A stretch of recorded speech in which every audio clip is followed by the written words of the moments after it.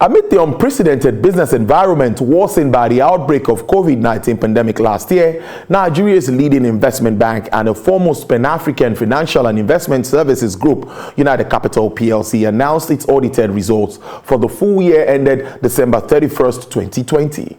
Recording double-digit growths across all its major income lines despite the COVID-19 pandemic and resultant challenging operating environment. The investment institution leveraged on increased efficiency to deliver an impressive 61% year-on-year growth in profit before tax to 7.95 billion compared to 4.95 billion at the end of 2019, while profit after tax stood at 7.81 billion naira, showing an increase of 57% above the 4.97 billion naira it closed in 2019.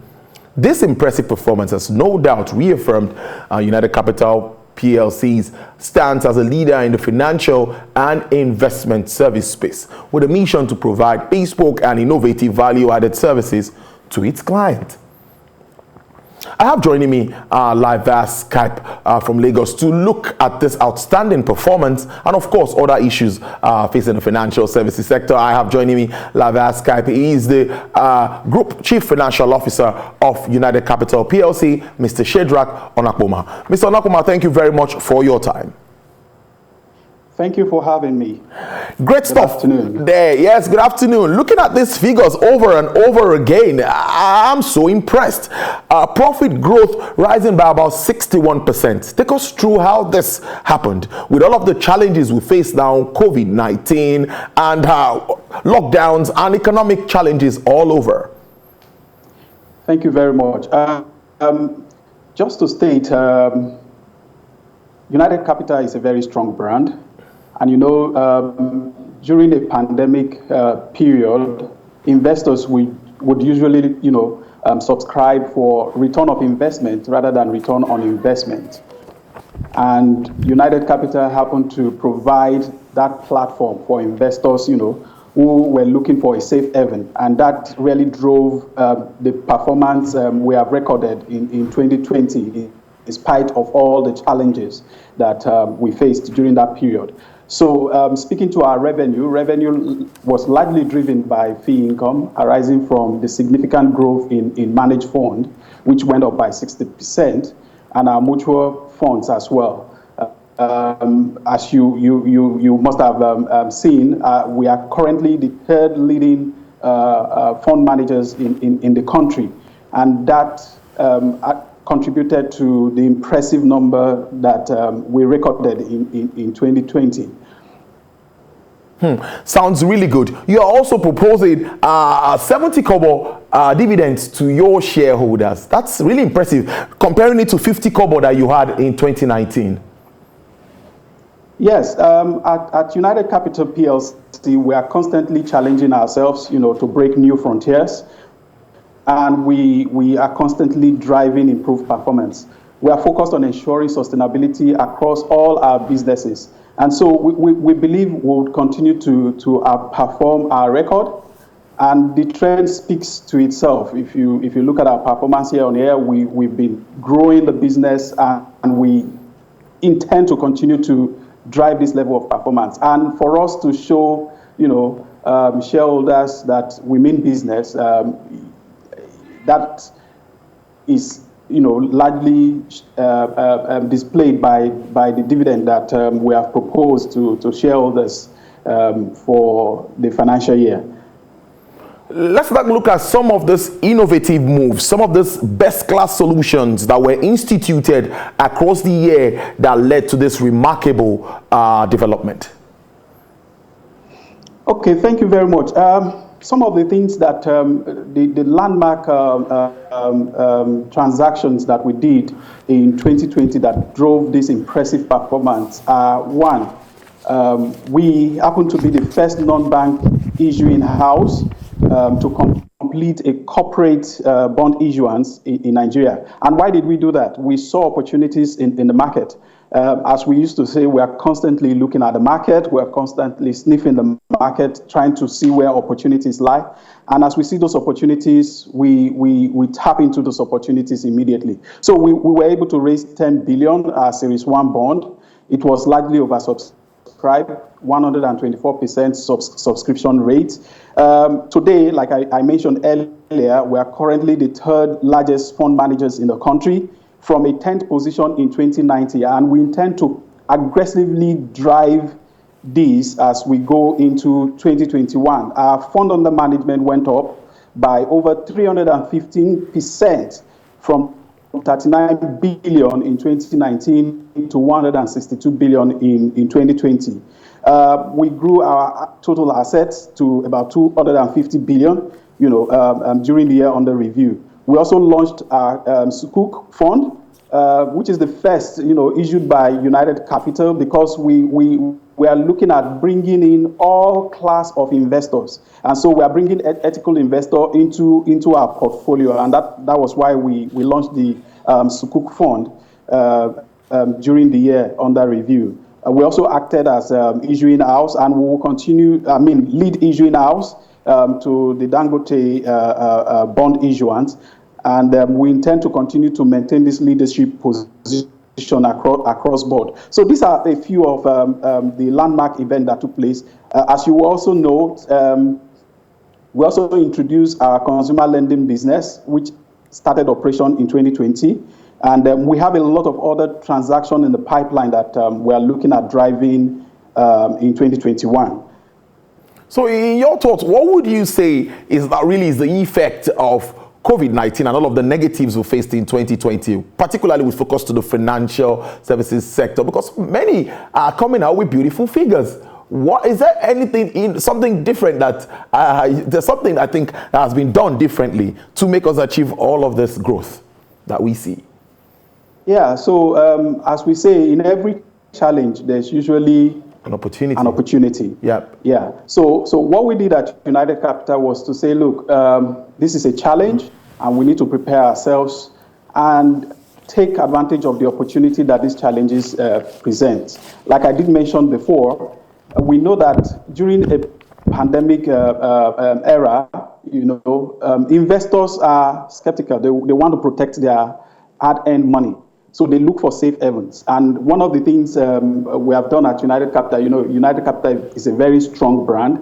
And investors saw the need to, put their money in a trusted entity. And that was how we were able to take advantage of the opportunity that the pandemic presents. So investors were looking at return of investment rather than return on investment. So you want to be able to put your money where you'll be able to get your money back.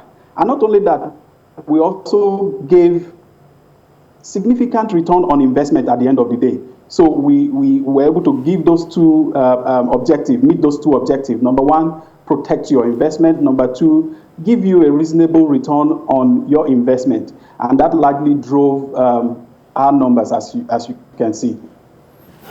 Very interesting one. I want to see the numbers again now. PBT, we had 7.95 billion compared to about 4.95 billion at the end of 2019. And we have 7.81 billion, showing an increase of 57% to 4.97 billion in closed in 2019.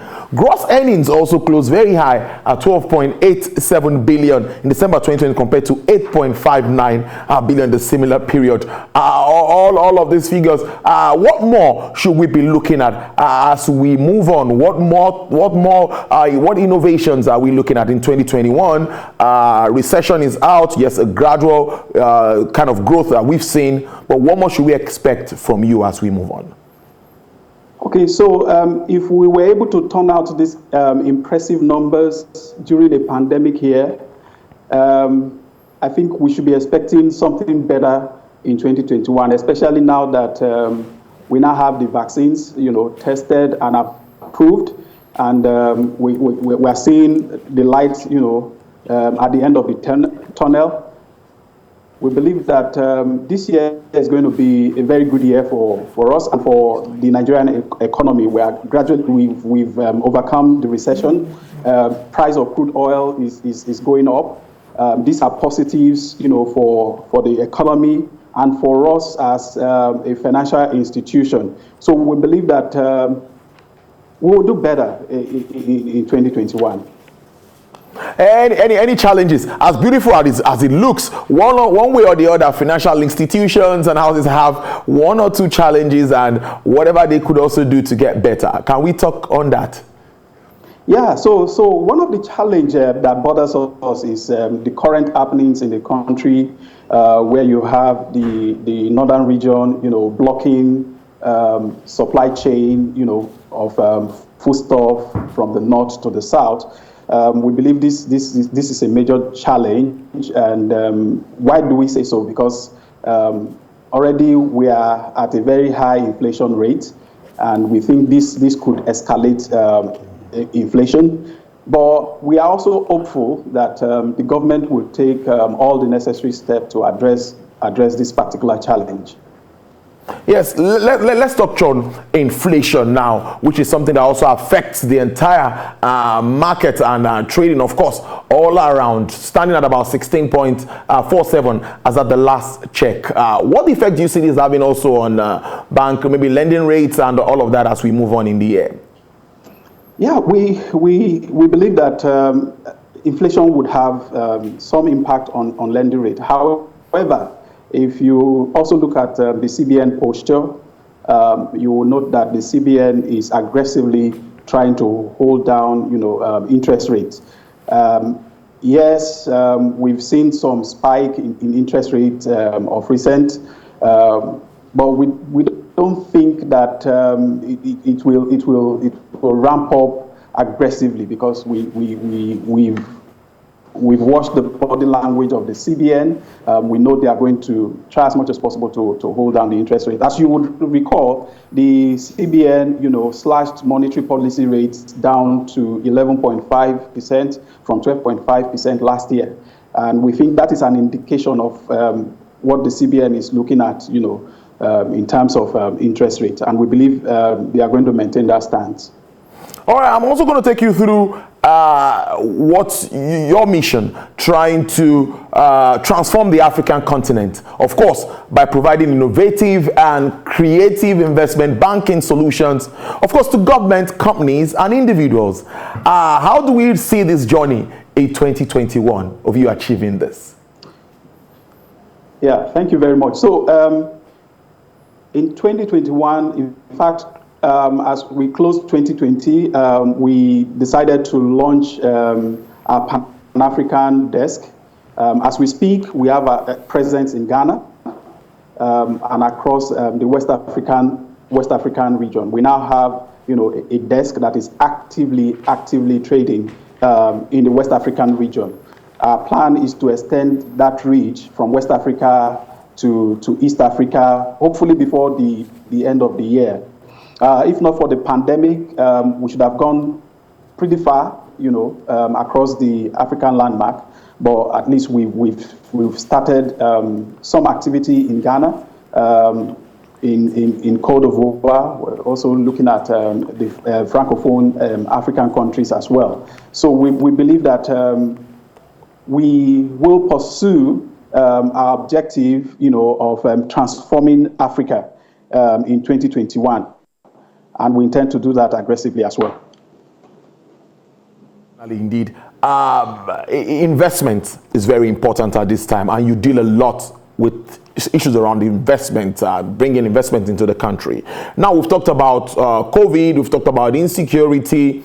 What do you think about investors' confidence back into Nigeria as we move on? This is also key for all sectors, even the media that I belong to. Investors' confidence is key for us to grow this economy, or grow the economy in its entirety. How does it affect financial services that you are a key player in? Yeah, you are absolutely correct.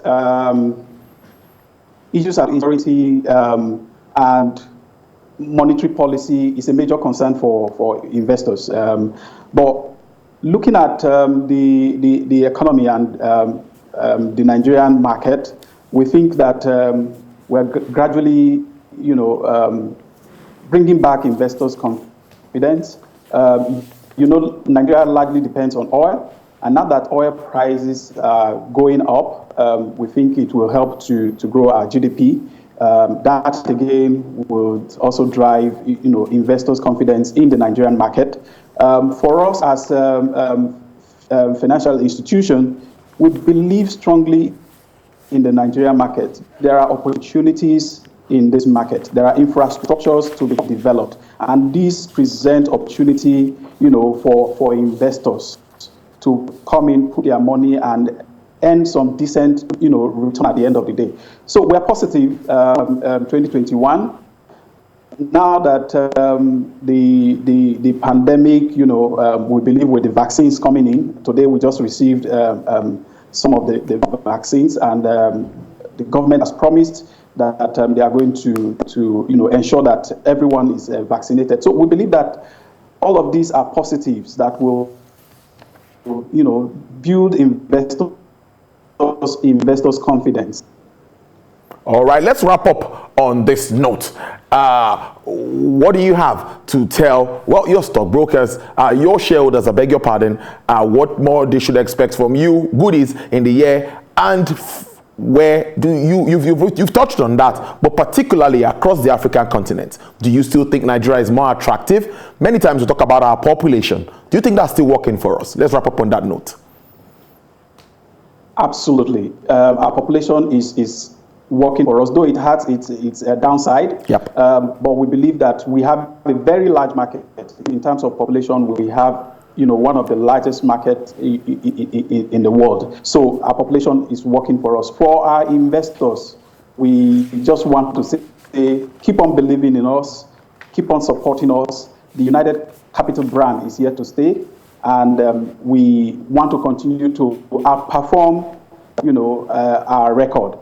And so in 2021, we are looking at doing that as well. Amos, thank you very much for your time. It's really been nice talking to you this afternoon. Group Chief Financial Officer of United Capital PLC, Mr. Shadrach Onakpoma. I appreciate this. Thank you so much. Thank you very much for